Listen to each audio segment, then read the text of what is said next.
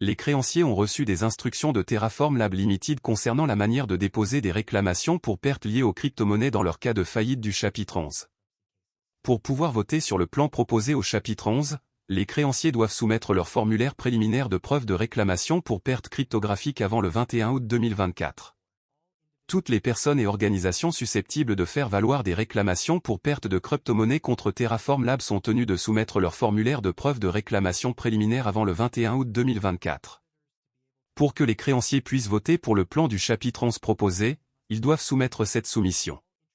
Toutes les parties intéressées doivent pouvoir participer au plan de restructuration et, le cas échéant, recevoir des distributions du pool de réclamation pour perte de crypto-monnaies via le processus de réclamation.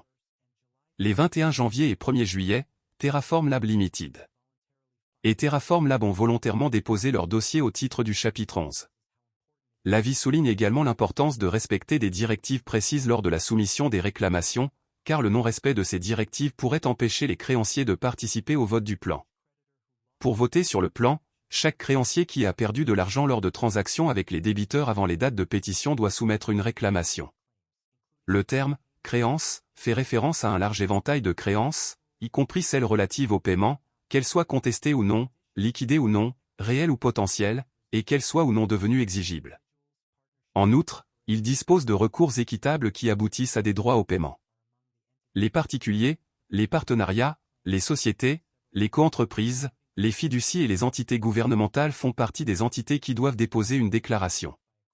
Le dépôt de preuve de réclamation est soumis à plusieurs exceptions, y compris les réclamations déjà déposées sous une forme substantiellement similaire à la présente forme, les réclamations déjà approuvées par une ordonnance du tribunal, les réclamations payées par les débiteurs, les réclamations entre les entités de Terraform Lab et les réclamations de celles-ci, choisissant de ne pas exercer leur droit de vote sur le plan.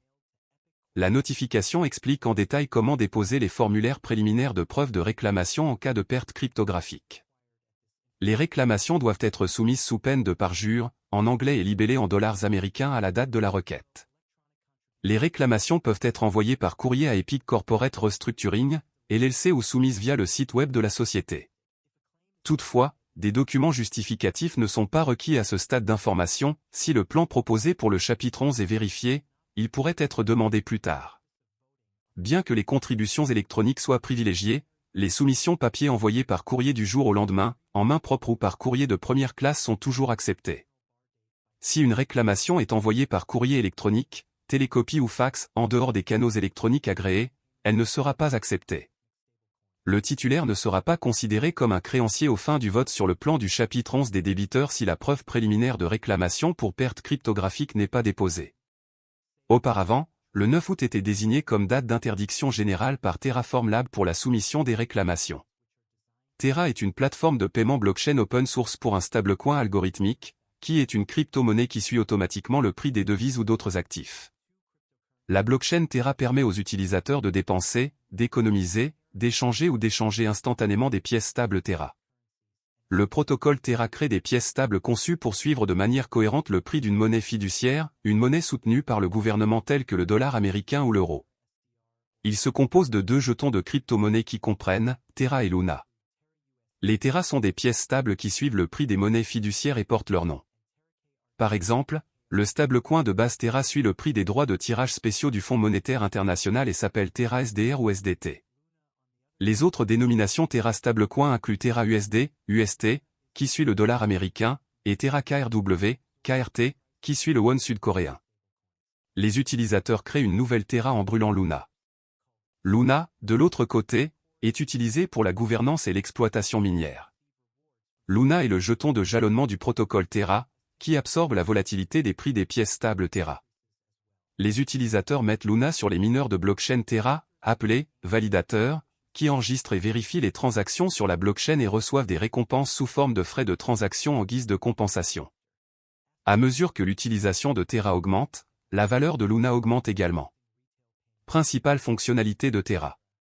Terra vise à accroître l'efficacité des prestataires de services de paiement et la valeur pour les clients dans le secteur asiatique du commerce électronique en développement rapide. Terra utilise la technologie blockchain Cosmos pour défier les applications de paiement de détail existantes. Terra, étant une solution de paiement complète de bout en bout, évite l'infrastructure de paiement fragmentée actuelle. L'utilisation de la technologie de Terra peut permettre aux prestataires de services de paiement d'économiser des centaines de millions de dollars par an. Le réseau cryptographique Terra utilise sa monnaie native Luna comme jeton d'utilité et de gouvernance pour gérer les processus de garantie qui soutiennent et sauvegardent la stabilité des prix des pièces stables de Terra. Avantages et inconvénients de Terra. Avantages. L'écosystème Terra comprend également une plateforme de développement indépendante de la blockchain qui permet aux développeurs de logiciels de construire leur propre protocole et DApps sur Terra. Le protocole Terra prend en charge plusieurs pièces stables liées à des devises. Les jetons Terra Luna aident à stabiliser son stablecoin. Il encourage les échanges entre Luna et les pièces stables pour augmenter ou diminuer l'offre. Terra a présenté encore un système d'épargne et de prêt. Ce protocole permet aux utilisateurs de déposer et de gagner des intérêts sur les pièces stables. Les inconvénients. Terra est toujours à la traîne des grandes initiatives de crypto-monnaies comme Ethereum. La plupart des transactions de crypto-monnaies liées à Terra proviennent de Corée, où résident leurs créateurs. Il est trop tôt pour dire si les monnaies liées à Terra auront un impact ailleurs. Terra est moins décentralisé qu'Ethereum. Cela peut décourager certains puristes de la blockchain. En détail, Terra est un système de paiement qui réside et est construit sur une blockchain. Il a été développé par Terraform Lab, basé en Corée du Sud, fondé en 2018 par Do Kwon et Daniel Shine.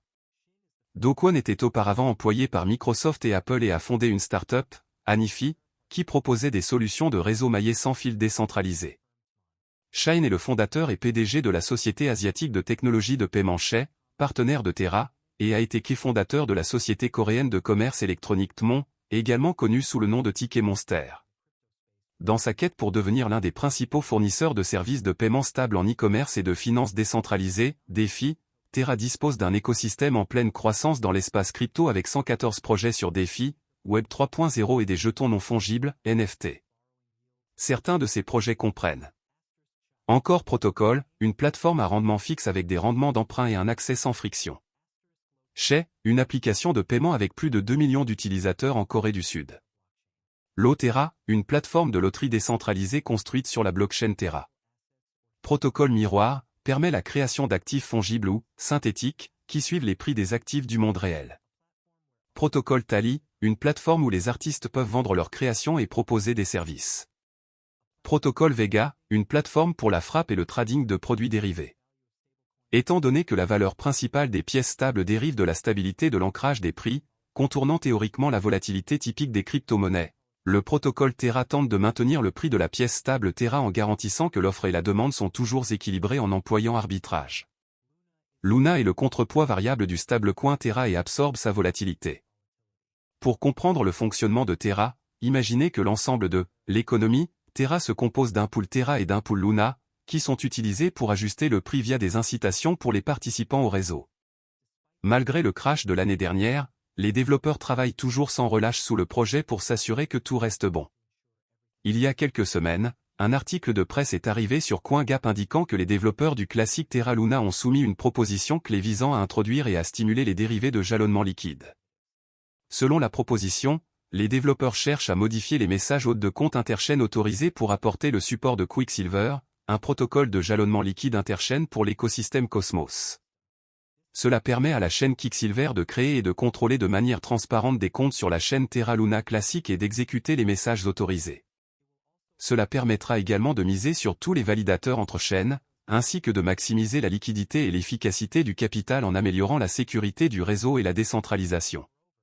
De plus, il supprime la période d'attente requise avant qu'un détenteur de position ne puisse vendre ses actifs mis en jeu. En voyant cela, sachez que les développeurs de Terra Luna travaillent toujours à l'amélioration du projet. C'est pour vous dire qu'aucun espoir n'est encore perdu avec Terra Luna, je crois que tout ira bien bientôt. Je crois aussi que vous pouvez être riche grâce à l'investissement de Terra Luna. Mais tout dépend du montant que vous investissez dans Terra Luna classique, de ce que vous attendez du marché et de la durée que vous êtes prêt à conserver. Link est le jeton natif de Terra Luna. Ce sera la fin de la vidéo. N'oubliez pas d'aimer, de partager, de vous abonner et d'investir judicieusement, merci.